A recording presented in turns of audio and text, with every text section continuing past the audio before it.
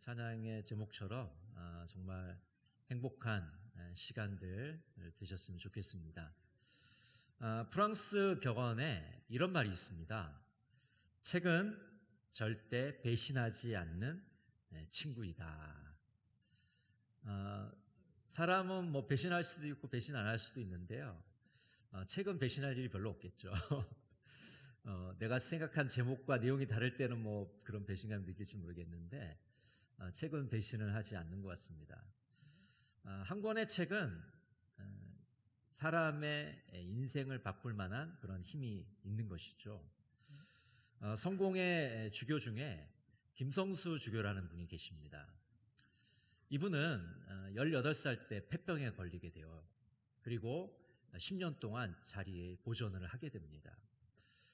꽃다운 나이에 폐병에 걸려서 자리에 누워 있으니까 그 얼마나 고통이 심하게 있습니까? 그 고통 중에도 이분은 희망의 끈을 놓지 않고 내가 다시 병이 나아서 건강하게 된다면 새로운 삶을 살겠노라고 결단을 하게 됩니다.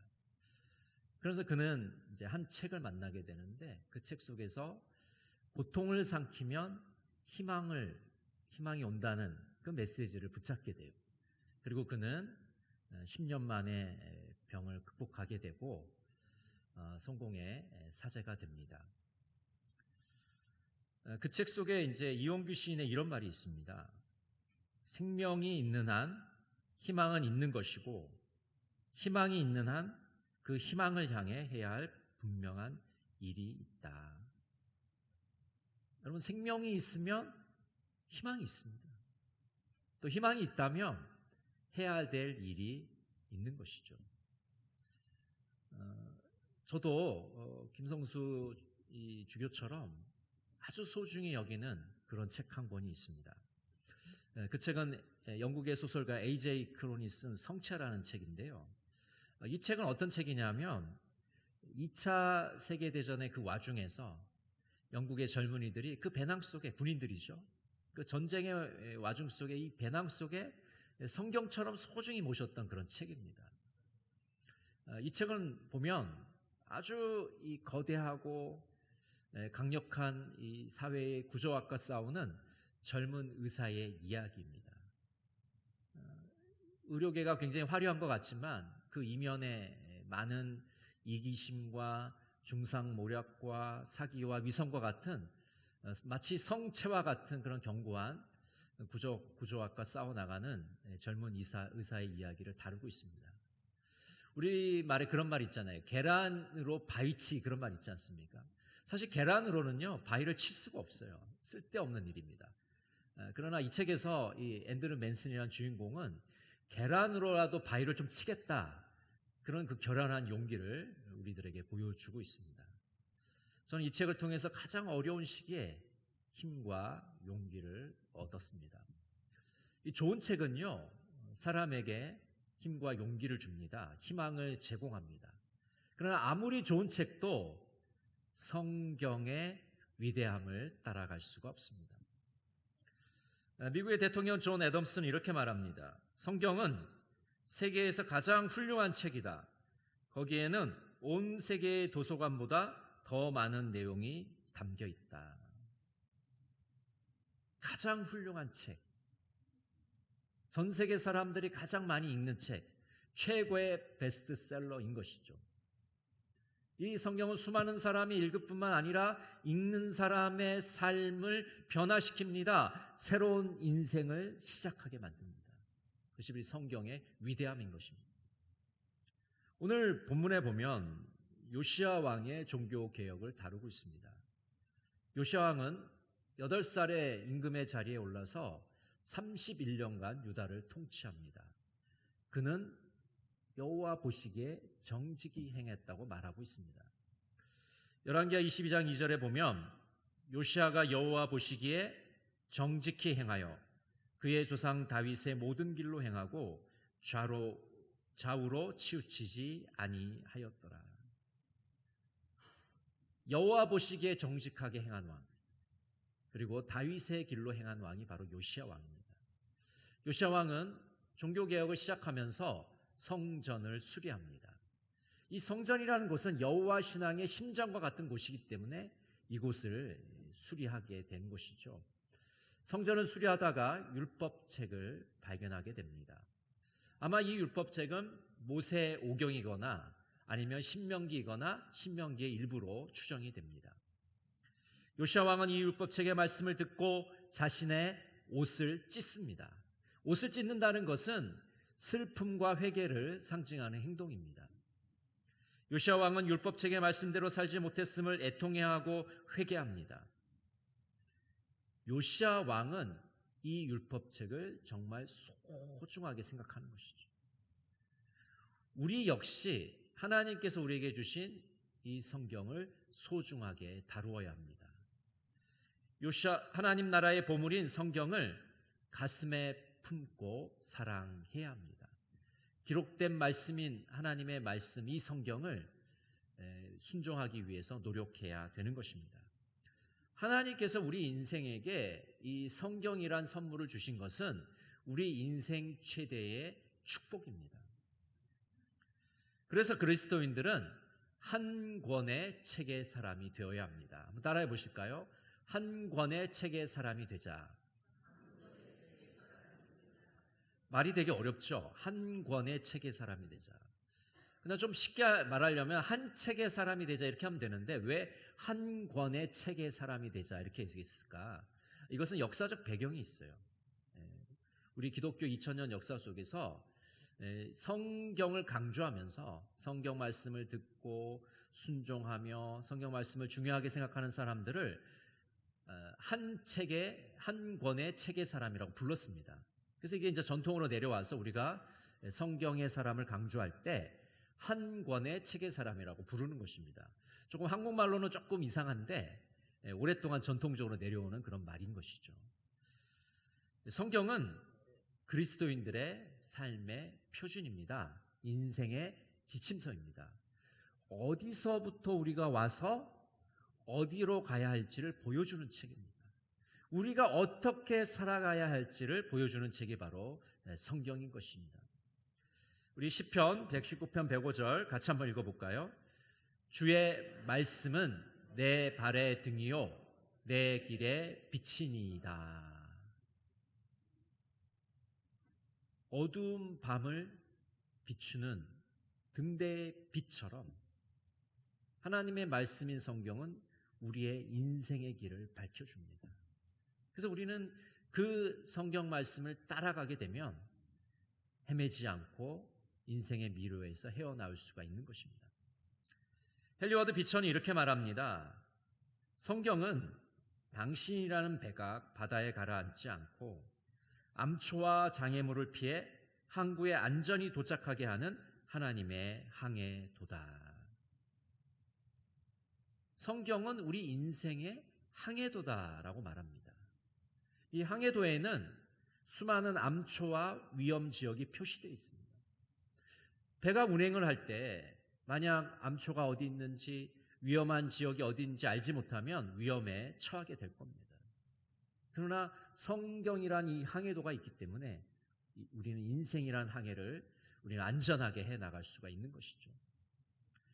한 권의 책의 사람인 우리는 겸손한 태도로 성경을 대해야 됩니다.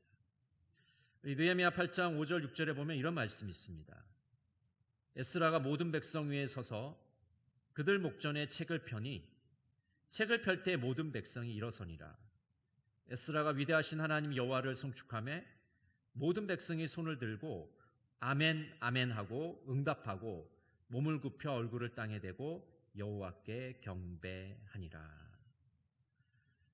70년 동안 포로 생활을 하고 돌아온 이스라엘 백성들은 신앙적인 그 바탕들이 거의 사라져버리고 없었습니다. 이 후손들이 외국에서 오랫동안 생활을 하다 보니까 말도 제대로 못하고 성경 말씀의 뜻도 제대로 해석하지 못했습니다. 그래서 에스라가 고국으로 돌아와서 이스라엘 백성들에게 하나님의 말씀을 들려주고 그 말씀을 자세하게 풀어서 설명을 해주고 있는 것이죠. 그런데 하나님 말씀을 낭독할 때 이스라엘 백성들이 다 자리에서 일어섭니다. 그래서 이 전통을 이어받아서 우리 장로교회도요, 하나님 말씀을 우리가 봉독할 때 우리는 이제 앉아서 듣잖아요. 근데 저 뒤에서 커다란 성경책을 사람들이 운반해서 뒤에서 들고 나옵니다. 그리고 그 책을 받아서 인도자가 그날의 본문을 봉독을 해요. 그것이 오늘 이 에스라의 말씀의 전통을 이어받은 우리 장로교회의 전통입니다. 우리는 좀 편안히 앉아서 성경 말씀을 좀 듣지만은 사실은 우리 장로교 전통에서 말씀을 봉독할 때 다 일어서서 말씀을 듣게 되는 것이죠. 성경은 우리가 마음대로 분석하고 결론을 내리는 책이 아닙니다. 겸손하게 하나님 앞에 나아가서 하나님의 음성을 들으려는 노력하는 그런 책이 바로 성경책인 것이죠. 아멘으로 응답하고 굽혀 경배해야 됩니다. 하나님을 찬양해야 됩니다.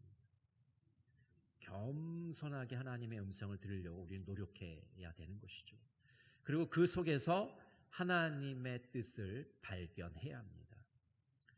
느헤미야 8장 7절 8절은 이렇게 말씀합니다.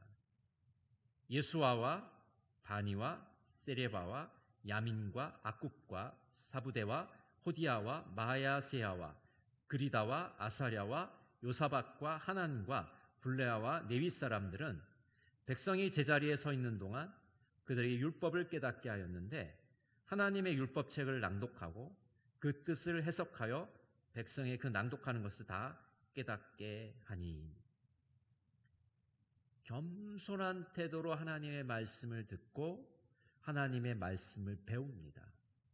말씀을 듣고 말씀을 배우니까 하나님의 뜻이 무엇인지를 깨달을 수 있게 된 것이죠. 하나님의 마음을 헤아릴 수 있게 된 것입니다.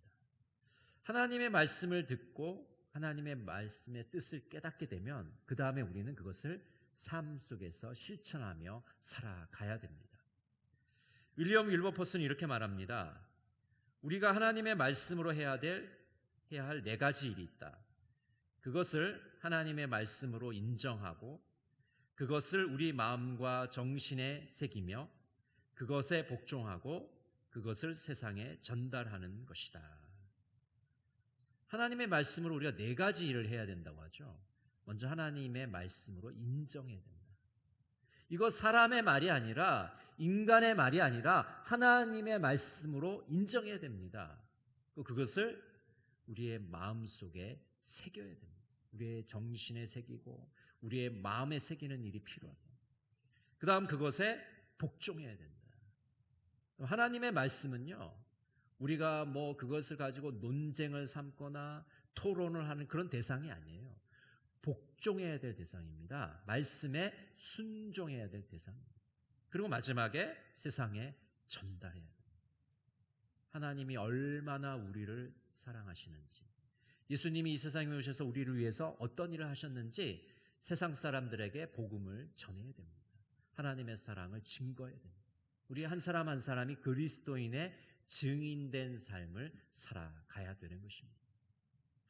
성경은 우리의 직접 욕구를 위해서 주어진 책이 아닙니다. 많은 지식을 쌓으라고 많은 정보를 얻으라고 주어진 책이 아니라 우리의 변화를 위해서 주어진 책이 바로 성경입니다. D.L. 무디는 이렇게 말합니다. 성경은 정보를 위한 것이 아닌 우리의 변화를 위해 주어진 것이다. 여러분, 성경의 인물이 어떻고 성경의 사건이 어떻고 이런 걸 아는 것도 기본적인 것이죠. 그렇지만은 해박한 지식을 얻기 위해서 성경을 우리가 읽는 게 아닙니다. 우리의 변화를 위해서 하나님이 말씀을 주신 것입니다. 그 말씀에 순종하고 그 말씀과 일치된 삶을 살기 위해서 노력하고 몸부림치라고 우리에게 주신 것입니다. 그래서 우리는 하나님의 음성에 귀를 기울여야 됩니다. 누가복음 1장 38절에 보면 이렇게 말씀합니다. 마리아가 말하였다. 보십시오. 나는 주님의 여종입니다. 당신의 말씀대로 나에게 이루어지기를 바랍니다. 천사는 마리아에게서 떠나갔다. 당신의 말씀대로 나에게 이루어지기를 바랍니다. 여러분, 결혼도 안 한 처녀가 임신할 것이라는 그런 수태고지를 들었을 때 마리아는 엄청나게 놀랐을 겁니다. 근데 여러분, 놀라는 것으로 끝나지 않아요. 그 당시에 결혼하지 않는 여성이 임신을 하게 되면 돌에 맞아 죽습니다. 목숨을 거는 일입니다. 근데 마리아는 뭐라고 오늘 말씀합니까? 당신이 말한 대로 이루어지기를 바랍니다. 여러분, 이것이 예수 믿는 사람들의 말씀에 대한 태도입니다. 내가 손해볼 것 같은데요? 그 말씀대로 하면 내가 죽을 것 같은데? 그런 태도가 아니라 말씀대로 이루어지기를 바랍니다. 그것이 바로 우리가 하나님의 말씀을 대하는 태도입니다. 한 권의 책인 사람인 우리는 하나님의 말씀을 들을 뿐만 아니라 그 말씀 우리의 삶에 적용하면서 살아가야 됩니다. 말씀에 적용한다는 것은 말씀에 반응한다는 겁니다. 말씀을 통해서 회개의 삶을 살아가는 것입니다. 여호수아 7장 6절에 보면 이렇게 말씀합니다. 여호수아가 옷을 찢고 이스라엘 장로들과 함께 여호와의 궤 앞에서 땅에 엎드려 머리에 티끌을 뒤집어 쓰고 저물도록 있다가. 요시야 왕은 율법책을 말씀을 듣고서 자신의 옷을 찢습니다. 여호수아도 아이 성을 공격했다가 실패하고 나서 자신의 옷을 찢고 있습니다. 여러분, 요시야 왕과 여호수아가 왜 옷을 찢고 있습니까? 하나님의 말씀대로 살지 못했습니다. 하나님의 말씀을 듣고 반응하는 겁니다. 여러분, 우리는요, 하나님의 말씀을 들을 때 반응을 해야 됩니다. 하나님의 말씀을 내 것으로 삼고 마음의 찔림을 받고 도전을 받아야 돼요. 오늘 주시는 이 말씀이, 내가 읽은 이 말씀이, 내가 묵상한 이 말씀이 다른 사람에게 하시는 말씀이 아니라 바로 나에게 하시는 말씀이구나. 내가 변화되기를 원하시고 내가 성장하기를 원하신다는 하나님의 말씀에 반응해야 됩니다. 회개하고 통곡해야 됩니다. 새로운 삶을 결단해야 됩니다. 그래서 요시야 왕이 율법책의 말씀을 통해서 종교개혁을 이루었듯이 우리도 우리의 삶을 하나님의 말씀을 통해서 개혁해 나가야 됩니다. 잘못된 것들을 고쳐 나가야 됩니다. 잘못된 생각을 고쳐 나가야 됩니다. 잘못된 언어를 고쳐 나가야 됩니다. 잘못된 습관과 행동들을 고쳐 나가야 됩니다. 하나님의 말씀을 통해서 내 삶의 개혁이 일어나야 되는 것이죠.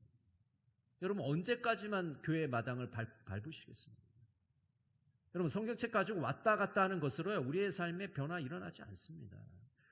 하나님의 말씀을 내 것으로 받아들이고 그것이 내 살과 피가 될 때, 내 삶 속에서 그것이 적용이 될 때, 삶으로 실천될 때 비로소 영향력 있는 하나님의 말씀의 능력을 우리는 체험하게 되는 것입니다. 그저 그런 그리스도인이 아니라 파워 크리스천이 되기를 원합니다. 하나님의 말씀에 붙잡히게 되면요, 우리는 위대한 사람으로 쓰임을 받을 수가 있습니다. 여러분, 위대한 사람은 성경책 속에만 있는 게 아닙니다. 위인전에만 있는 게 아니에요.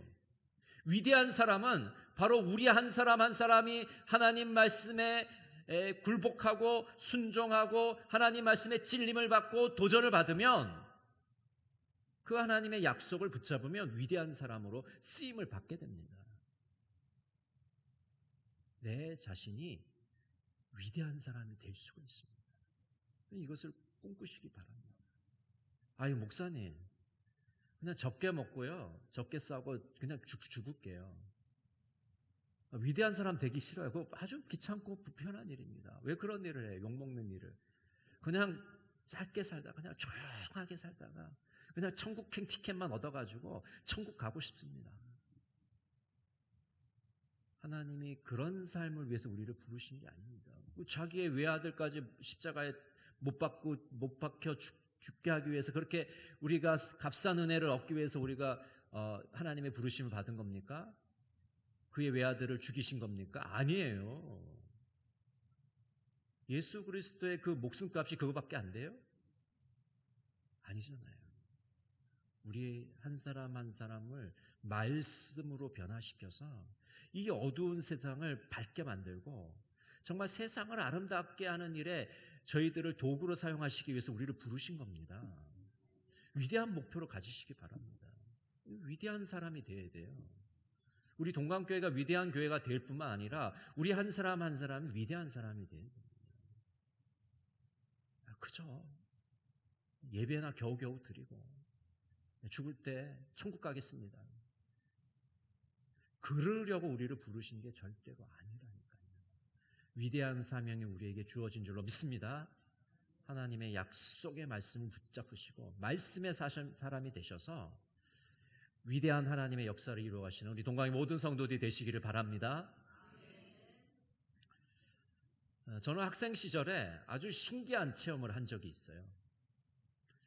어느 날 교회에서 친구들과 함께 있었는데 아주 말끔하게 옷을 차려입으신 어떤 노인 한 분이 다가오셨습니다. 그래서 우리들에게 이렇게 말씀하셨어요. 얘들아, 나는 성경 66권을 다 외워. 어디든지 나한테 물어봐. 이렇게 얘기하는 거예요. 그래서 처음에 저는 귀를 잘못 들었나 생각을 했어요. 근데 이분이 그렇게 얘기하는 겁니다. 내 머릿속에는 성경 전체가 다 들어있어. 어디를 물어봐도 내가 다 대답할 수 있어.